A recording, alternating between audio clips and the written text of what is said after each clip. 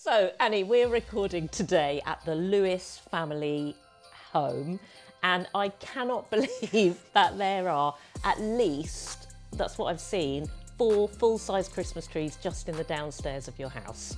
Well, what can I say? The Lewis family love Christmas. They really, really do. That might be Christmas tree number 5. Welcome to Too Young for This, Too Old for That, a podcast where the generations meet in conversation, warmth and laughter. I'm Annie Lewis, a 23-year-old actor just starting out. And I'm Angie Gopal, I'm 53 and I'm an osteopath, mum and do-gooder. And today we're going to be doing our Christmas episode. What does Christmas mean to you all across the generations? Okay. So, should we kick off? Angie, what would you say are your earliest memories of Christmas? I had this pink dress that I absolutely love. There's a photo, and sometimes you know how memories from your earliest days come from pictures somehow. Yeah. And my mum had made it. It's pale pink. We'll have to dig it out. And it's a big full skirt and then a little tunic thing. And there's a picture of me just sitting there looking like that. And it's Christmas time. And we were always the home where everybody came to. So that's my first memory, probably about 6 or something like that. That's really nice. You? I think mine's the nativity. And being dressed as a traveller and feeling absolutely snubbed that I wasn't like the angel or Mary or well. So you mean you didn't have a leading role right from the off? No, I was traveller number 75 or something like that. That's a travesty. Whichever school that was, you missed a trick. But you might be really surprised to know. Actually, I was back in probably 1979. Brown Mary. So somewhere back in Abingdon at Dunmore Primary School, there was a teacher who realised that actually Mary and Joseph were probably slightly darker skinned than the pictures suggest. Right on. It's true. Right on. It's true. I was Mary. And before we dive into any more of our episode, we just want to say a very big thank you to our sponsor, Wilfred! See what I did there? So, it's the perfect way to spend your Christmas if you are alcohol-free. It's a non-alcoholic aperitif which you can mix with any tonics you like. Ginger ale, we'll go into it all later on in this episode. So a very big thank you to Wilfred's. Thanks. So, clearly the Lewis family love Christmas. Was it always like this at your house?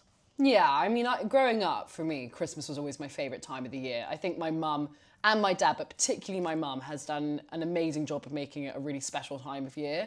Like, she was always the mum at school who would, like, get involved with the Christmas festivities, and she really did just kind of make it, like, super magical. Yeah. The house lends itself to Christmas. It thrives at Christmas. For my 22nd birthday, we had all of my year at Mountview come to the house and celebrate Christmas, like, just at the start of January with all the decorations. So, yeah, Christmas has always been like my most favourite time of year. Yeah. And given that Mummy Lewis loves Christmas and is clearly an amazing organiser, what's the most amazing thing she's ever done at Christmas? She was telling you about this earlier, actually, but she had, when I was like 15, because I always tend to blend it because I'm a January baby, my birthday with a Christmas party, she had reindeer come to the house. And then one year... Real reindeer? Real reindeer. In the garden? Yeah, in the garden. And then one year we actually had a Shetland pony, Teddy the Shetland, I'll tag him on Instagram, come into the living room and just chill in the living room and had my friends over. In the living room? Yeah, in the living room. Ah. So, Wow. Wowee. But she's also like, my mum never just like, would never, obviously that sounds really extravagant, but my mum's like the type of woman, she was so creative, she would never just like chuck money at it. Like my mum, like, she like makes, like she made this like wreath behind her. She's literally went to a wreath making course on Friday. Like my mum makes so much, and I think that's also kind of, my mum just put flowers and things like that, and she's epic. So I think that makes it also really quite special. So. Reindeer though. We're going to have to find a photo of the reindeer. I've got a like photo. A full-size reindeer, not just a little pony with antlered headband. Full-size reindeer. Like fell off Santa's sleigh, got lost on the way to the North Pole reindeer. Awesome. Well done, Annie's mum.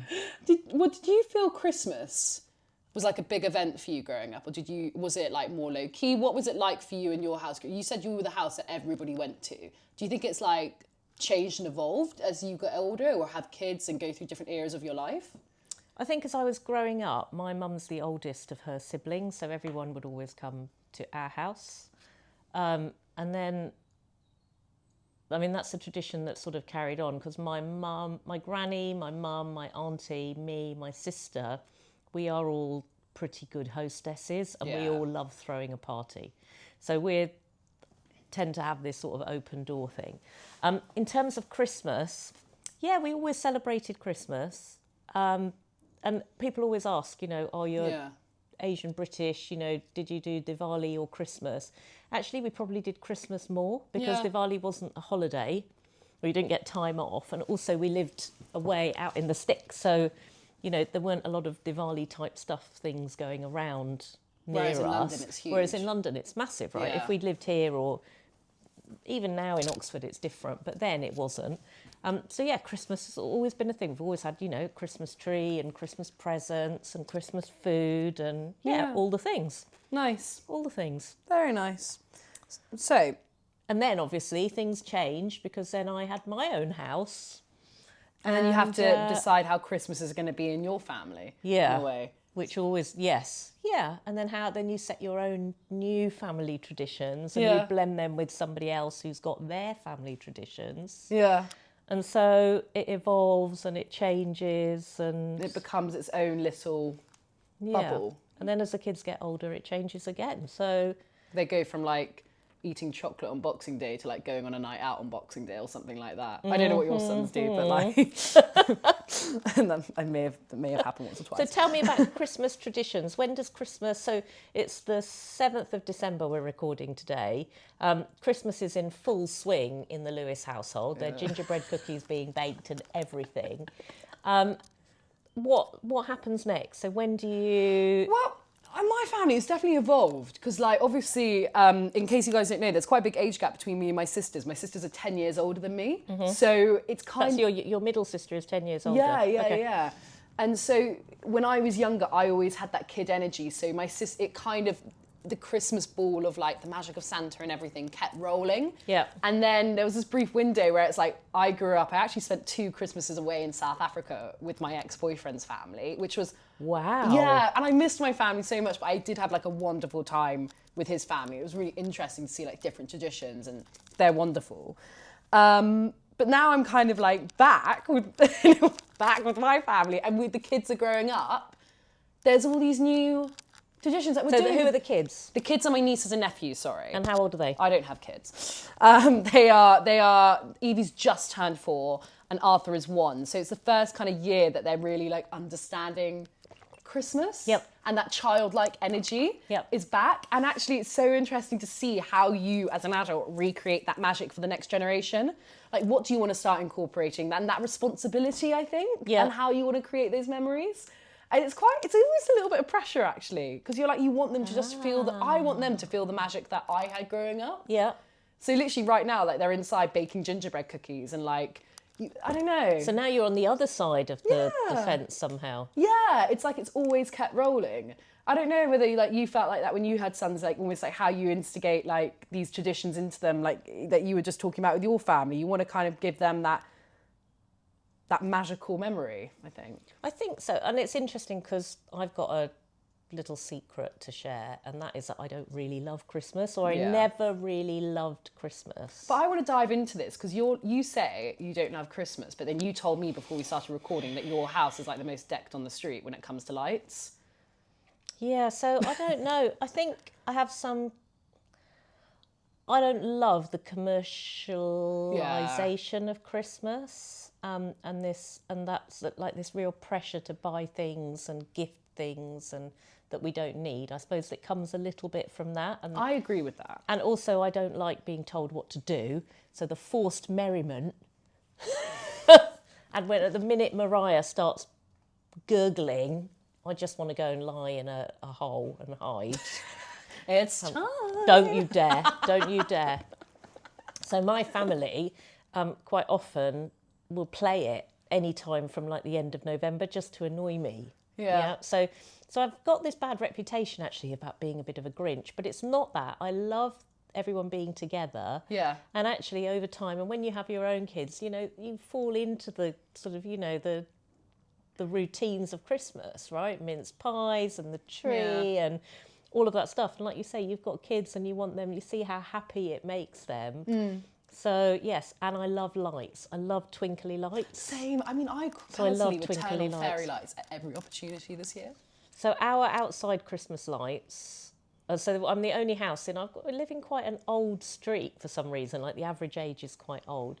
And out of the sort of 20 houses down my end, my house for the last 2 years has been the only one with lights outside. Really? And this year I didn't take them down till the end of March. Because they make me happy. I agree though. I just didn't expect it from you. I don't have a Santa on the roof or anything. No, that's okay. They're just like icicle ones, quite classy. But you know what? When you're walking home and it's dark, it's just nice. It lifts your heart. So why should lights not just, what is it? Not just for life, not just for Christmas. Yeah, no, they're not just for Christmas. They're for life. Yeah. So I think everyone should have some twinkly lights somewhere. That I definitely agree. And outside, so other people can see them as well. So you lift the heart and the spirit of everyone. That's very you though, Angie, as well. Like doing something doing something that doesn't just bring you joy, but also you hope that will bring other people joy. Like that is I feel like that's very on brand for you. Kind of giving back to the community. Angie is so literally. I know people listening will be people who live near Angie. Because when I was on the phone to Angie once, Angie was literally like walking down his street. She was like, "Hi, you all right? Hi, say hi to your dad for me." Like, it's unbelievable how integrated into your community you are. I think it's wonderful. So, but you touched on the commercial side of Christmas, and this is something I actually want to dive into. Because I was literally watching a Christmas gift giving guide and they talked about inflation. I know. It's Where was that? It's a thing on YouTube where they do like gift giving and they talk about guides for like what to buy your boyfriend, what to buy your sister or something, and gift ideas. Oh, okay. So these are like influencer type people doing it. But this influencer did say like, she did one for under £20 and she said it was really hard to do because of inflation. And I agree. I think things are very, very expensive at the moment. Yeah. So a side I don't like about Christmas is this whole kind of like, it's all about the gifts, and something I'm quite conscious with having younger members in the family is that you want them to have the magic of Christmas, but I don't want it to just be about things. Yeah, and what's under the tree, And how did you feel growing up though? So I can't remember me growing up. It's a long time ago. Wasn't that long away for you? What do you remember from a present point of view? I have to admit, my parents, they were like so generous and they were amazing, but I think incredible at balancing it out. Mm-hmm. Like my mum would always, like my parents have very like amazing charitable instincts. So like, for one of my Christmases, like each year there would always be like a gift that kind of had some sort of link to doing things for other people. So like there was one gift card and it was like in my name, my dad would give like a donation to this woman-owned business in Africa, and she makes these like glasses cases. So like, you know what I mean? Like, I think my parents are very good at keeping us like grounded. Yeah. But also my mum loves Christmas. So over the years, like she would go, one year she was ridiculous and got us so much. And then the next year we actually all agreed as a family, we're like, let's tailor it back. And we did like family Secret Santa. Yeah. So what's going to happen for Christmas this year? We've pared it back so much. Because there are a lot of adults now and 2 little kids. We've pared it back. We're now actually a really big family. We've got kids in the family. And we're very now practical. It's all like, what do you want? What do you need? And we have a fun tradition where my dad always buys us a quirky, sentimental gift for under £35. But apart from that, we're pretty practical. Yeah. And with the kids, we're really like aware of it. We'll try and balance it out. What about, so do you buy presents for the adults? Yeah, but we kind of do the adult thing of like me and my siblings will all go in together, or like we'll go in together. It's a lot more pared back now, and we're a lot more practical now because life is expensive. And so do you know what you're going to get, or are there still surprises? So there's Dad's surprise. There's Dad's surprise. I think do I know what I'm gonna? I don't think I asked for anything this year. I've been rubbish. I don't think I've asked for any. I've been the worst person to buy for this year. Like, because I've been a bit like, I don't know. And I'm a January baby, so I'm just a bit like, just get me things for my birthday in the January sales. Yeah. Like, I don't know. I've been really bad this year. So generally you get stuff that you've asked for. You Now would we're get stuff adults, for, yeah, because it's more practical for everyone, really, isn't it? And I for my like niece, I'm like making her a painting, and like my nephew, I'm going to draw him Thomas the Tank Engine. I hope they're not watching. I mean, he is. They're not watching or gosh. listening to this. Get- Because you all the surprises are out. But what about you and your family? Like when it comes to presents, has it changed for you guys? Did you try and make it about the gifts, steer it away from the gifts? How did you approach that with your sons? With the kids, so Or in general with your family? I don't know. with my family. So my family, we're really bad gift givers. Like my family, like my brother, my sister, my mum and dad, we're terrible at giving gifts. Terrible, terrible, terrible. Mainly because we know that we all have everything that we need. Yeah. Right, and none of us are particularly good at buying sort of frivolous stuff. So we have all grown up very quickly. Well, you know, what I mean is like, you know, we have a really, I think, grown-up attitude to Christmas presents, which is that we have a Secret Santa now. Yeah. And it's 50 quid, I think. Yeah. And the adults you get one person, and generally that person will ask their spouse to tell everybody what there is they want, and everyone will get something nice that they sort of need that they really want. That's good. I know a lot of families do that. There's no like in it. My ex-husband's family, because I'm separated, they are present fiends. Yeah, Christmas That's a bit is like my not family. Christmas unless you've got 20 things to open or something like that, like well into double digits. So there'll be all manner of stuff. So over the 25 years that Mark and I were married, you know, we navigated these two very different Christmas styles, it's fair to say. So they would be, you know, everything from, he'd do stockings in the morning for the kids, you know, full of trinkets and whatnot.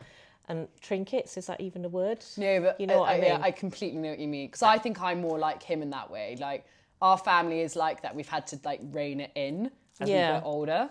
Like, this year we're not doing Secret Santa anymore or anything because we're doing it differently. But, like, my mother and me and, like, even my dad, we all like giving gifts. We all like the thought of it. Like, my dad really enjoys it. My mum, we get into it. Yeah. And like, we get a lot of, anyone who knows me and my friends knows I get quite a lot of like, my love language is giving gifts to people. Aww, yeah. So that's why we're like this year, we've all had to make a conscious effort to be like, guys, let's be a bit more adult about it. Oh, and then I think listening to that, you know, that actually I'm just like the Grinch. No, you're not. I love giving things. The truth is, I Yeah. don't like receiving things. I also get that. It's really awkward. Like, I'm not very good at graciously receiving stuff that I didn't ask for or that I don't particularly want. But also that's like This quite is a human. really, this is quite a, I feel like, you know, should I be saying this out No, loud? because I think it's human. Because if you buy me a present, I'm going to get you a scented candle, so this is really awkward. I'm leaving. This is the end. Dear viewers, you've watched, listeners, you've heard the end of our podcast, because the one thing that please don't buy me, the world has too many already and we really don't need them, is a scented candle. I had a birthday party a few years ago because I love hosting parties, right? So I tend to have one big party a year. And I don't know, I must have got 20 scented candles. Give them to me. I love a scented And so candle. the following year, I actually put on the invite, please no scented candles. And I suspect that I might have upset some people, but I just, yeah. See, I would take them all. I love them.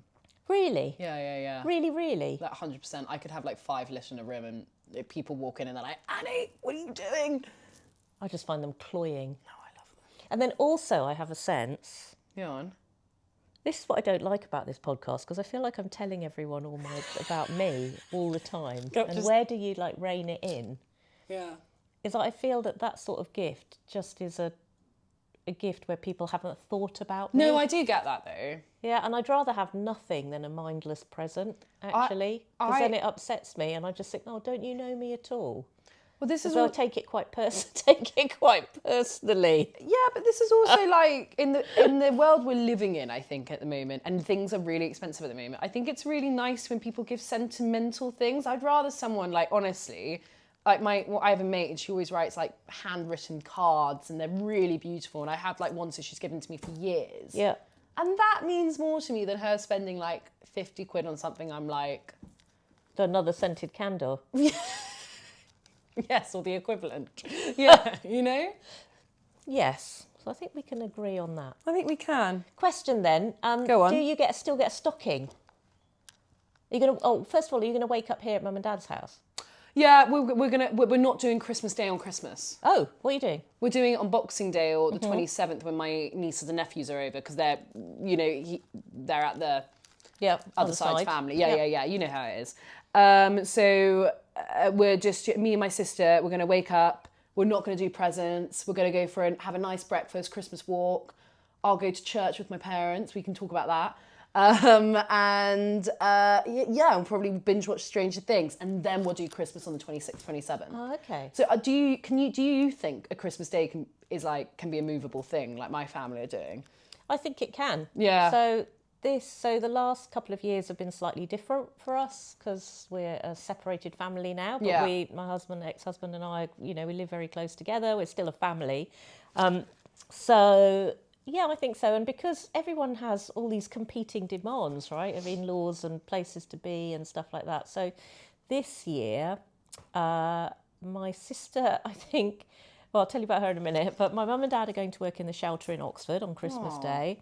I've always wanted to do that. I will be doing what I did last year, which is helping at the local cafe. Amazing. Where we offer free pastries and coffee in return for donations. And last year we raised £5,000 in the morning, and it's become a sort of Ealing little tradition. So everyone puts their turkey in, brings the dogs, comes for a drink. You meet all the neighbourhood people. It's really really nice. So I'll be doing that, and then having Christmas one Christmas lunch number one with Mark and my boys.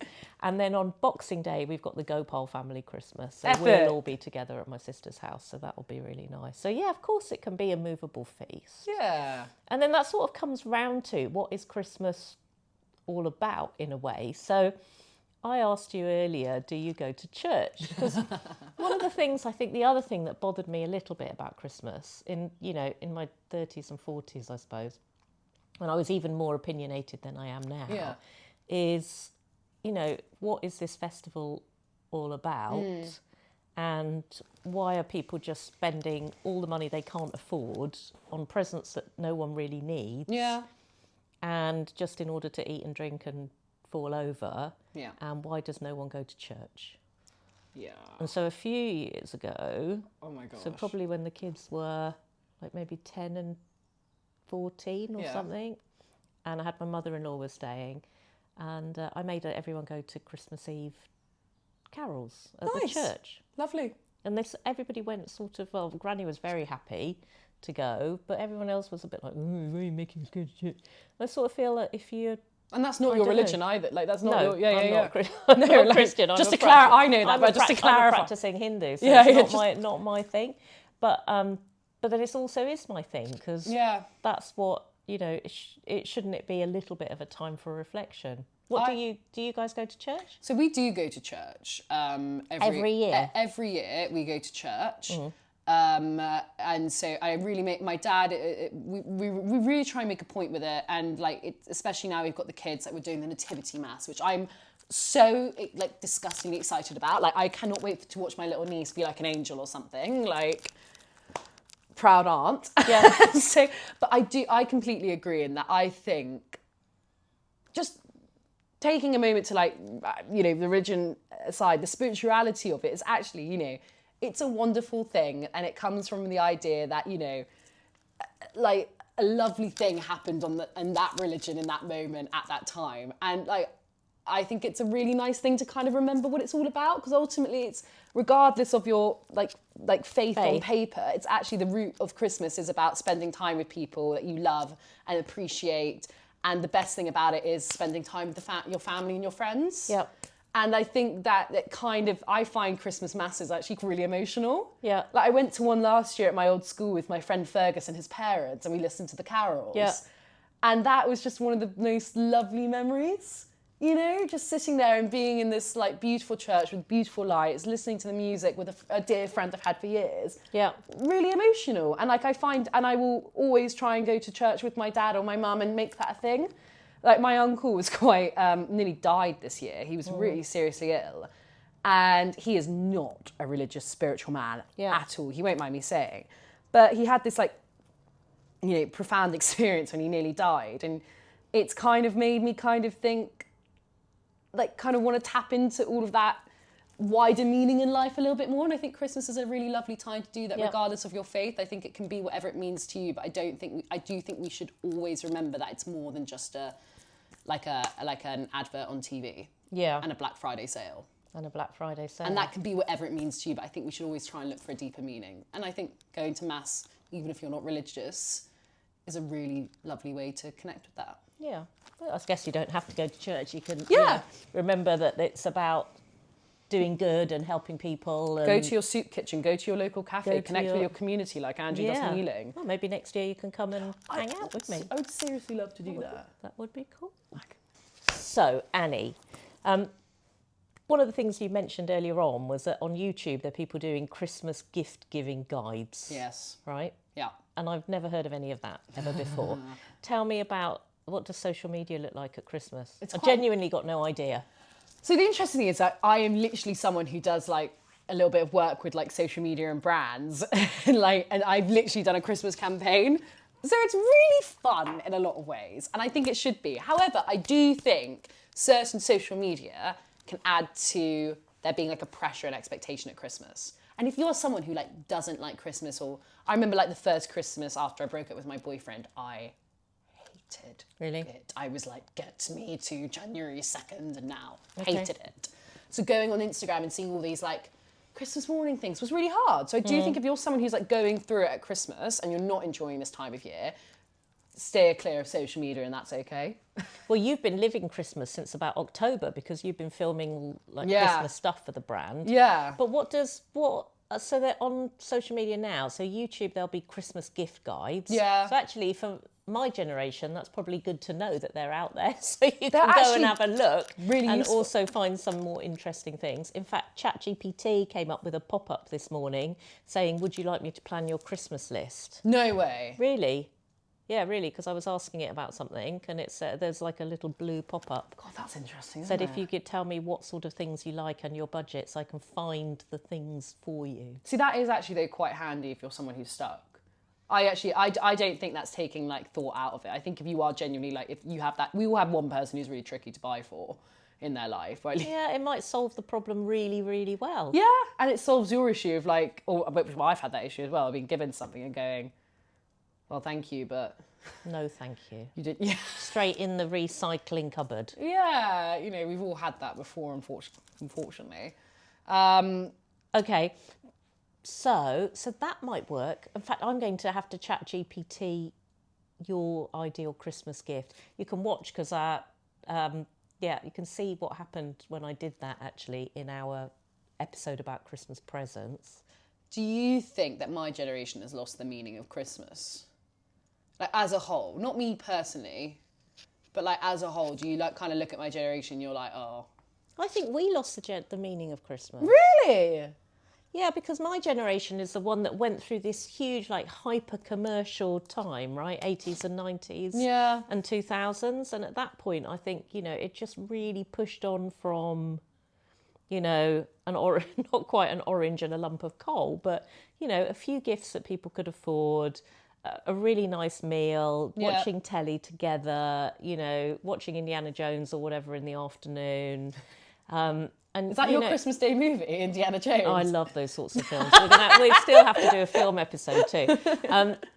And so, it being quite simple to then being a whole, and that commercialisation is, I think, what really changed it. So all of a sudden, instead of buying, I don't know, a board game or a puzzle, I'm going to sound really old now. All of a sudden we're on to, Mum can have a PS5. Yeah.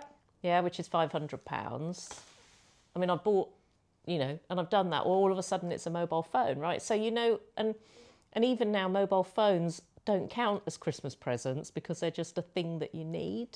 And so I think probably we lost the meaning of Christmas for you guys. And I think that's, it's something that's come out as a theme, that we've buggered things up for you, you lot quite well on a whole heap of And then a whole heap of things. Well, and if you think your generation was quite like commercial heavy, I mean, times that by 1,000 with my generation. Like half of Instagram is just about ads at the end of the day and promoting products or like, or like buying things. Like on TikTok, there's literally TikTok shop.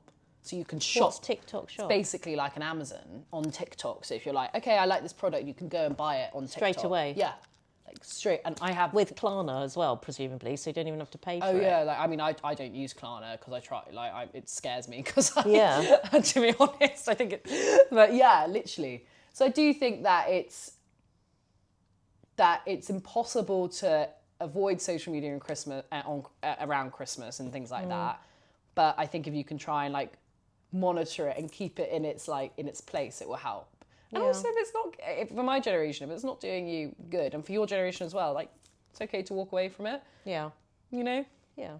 Cool. And I think it's more, just on the last thing on the presents. My kids, I'd say, are lovely, and they're good eggs. They're good eggs, yeah. So they're good eggs. So boys, you will get some Christmas presents this year, but they're asking for what they want. And I'm quite happy to be more transactional now and just do that. But I still will buy a couple of things.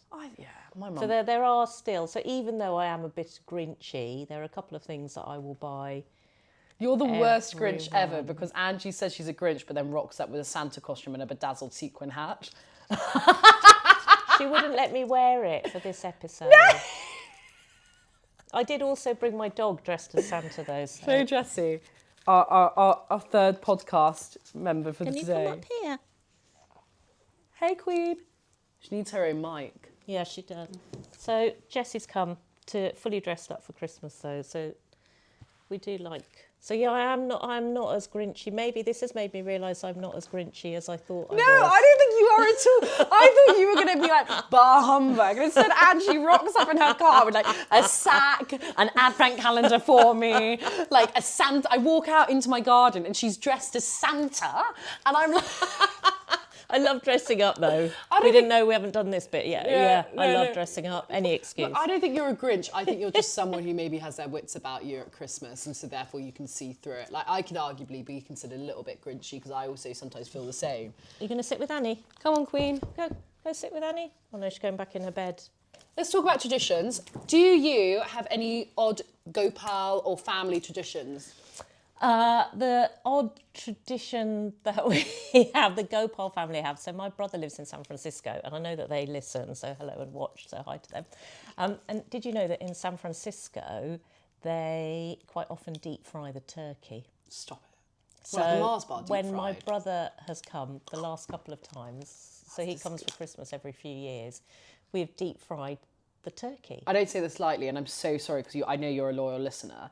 I think that is grim. I want to show you. I will show you the photos. But so we've got this really big saucepan. It's about this big, yeah.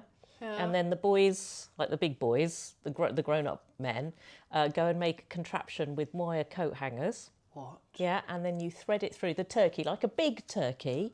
You boil a vat of oil. You fill it with oil. You boil it. Yeah. Then you with fireproof gloves, lower the turkey down into the oil. What? And in about 30 minutes, the whole turkey comes out. No. And it is crisp. Look, my mouth is watering. Is it nice? It's crisp on the outside. It's soft on the inside. Okay. It is just juicy and delicious. And then you put a whole load of potatoes in, and then you get turkey fried chips. So at Christmas dinner, we would often have chips and roast potato. And then we'd have all the other stuff as well, obviously. Yeah. But yeah, a deep fried turkey. That is a bit of a Gopal tradition. Do you know what? Takes a little bit of effort. When you first said it, I was like, that is... I know, you didn't like the idea at all, did you? You've kind of pitched it to me. I could see Nigella doing this. It's a bit too dangerous for Nigella. What is your... what's the thing that's always on the table at Christmas? Gammon. But my poor sister's allergic to pork, so sorry, Grace. But there is... Ever since... even though we're not together anymore, I spent 2 Christmases in South Africa with my ex, like I said. And to be fair, I had a lovely time with them. They're a great family.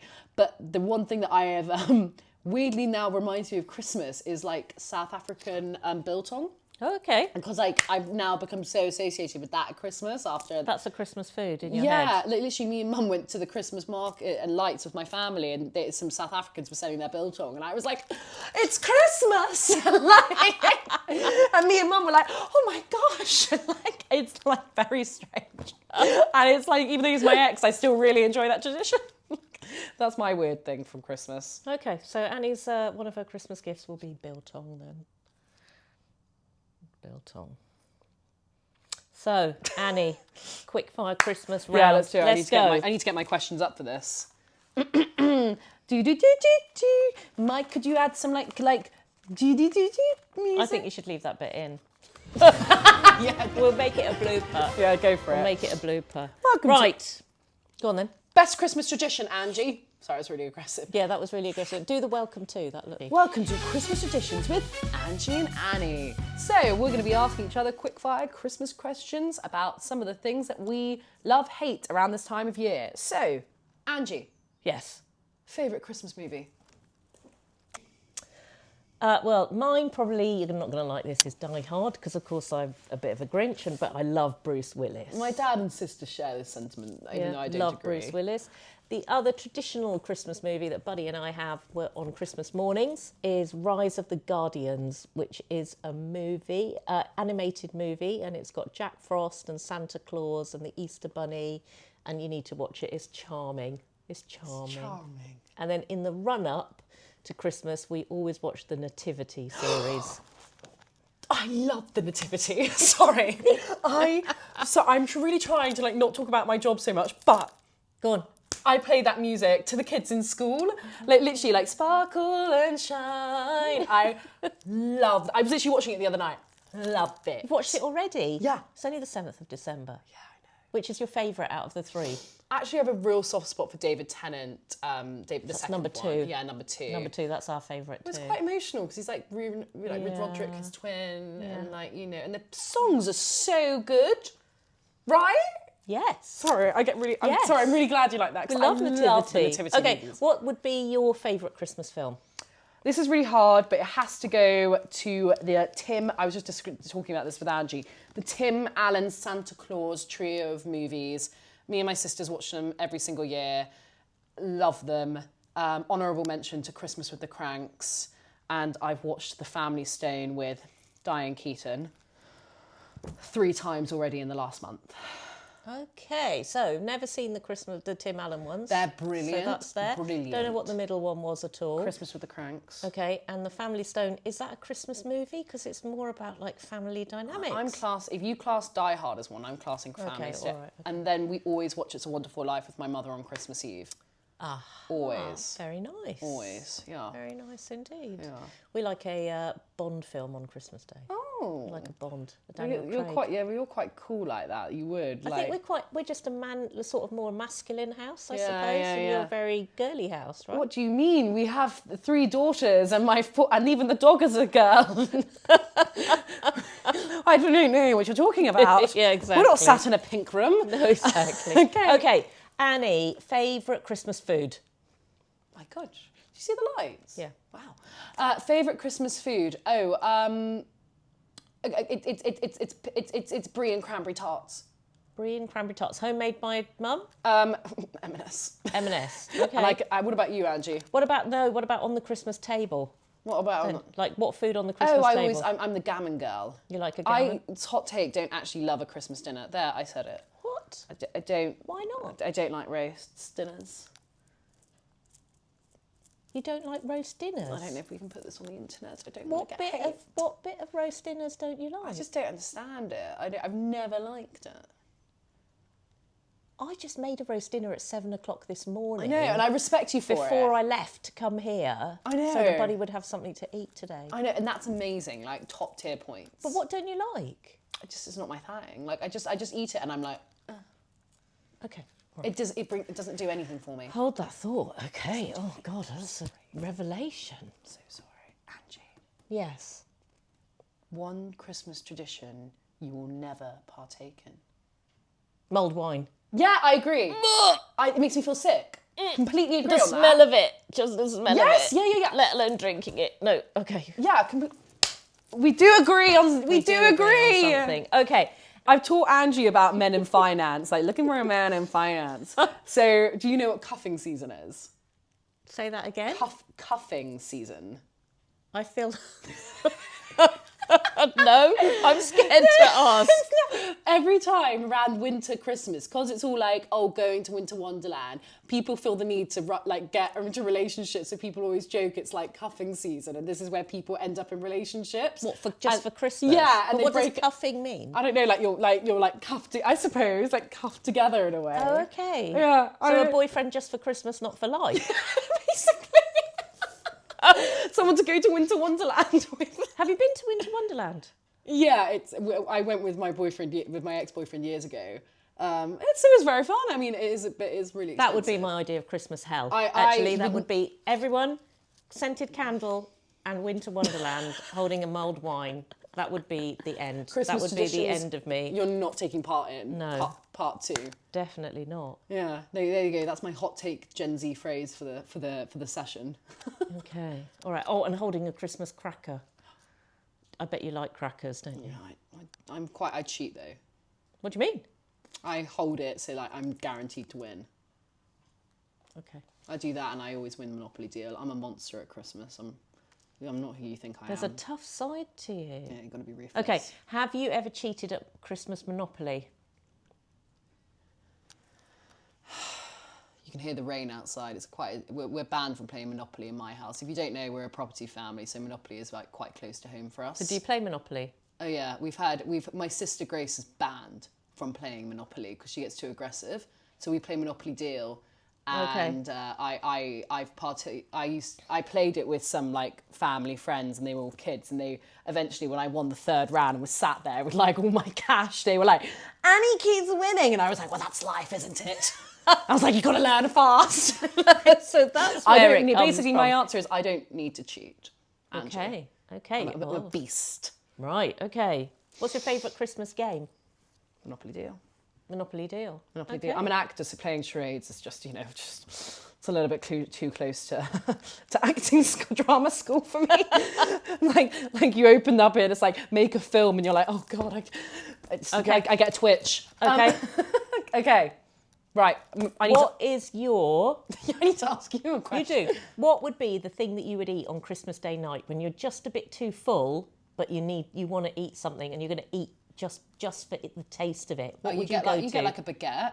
And you no, get but like... what can't you keep away from at Christmas? Oh, what food Terry's can't chocolate orange. Ah. What about you? Oh, stuffing. Oh yeah.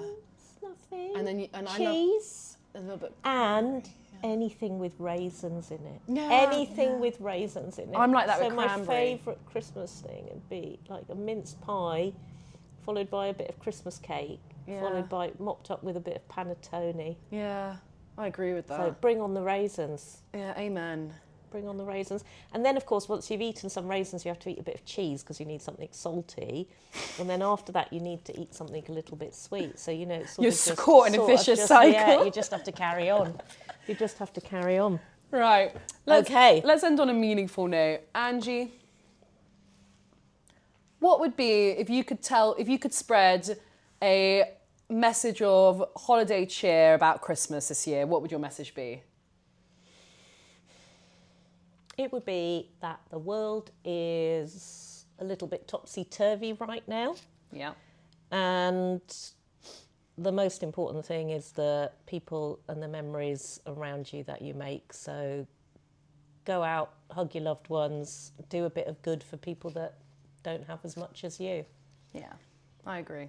And Annie, I wanted to ask you, what do you feel Christmas is to you? First word that comes to my mind is family.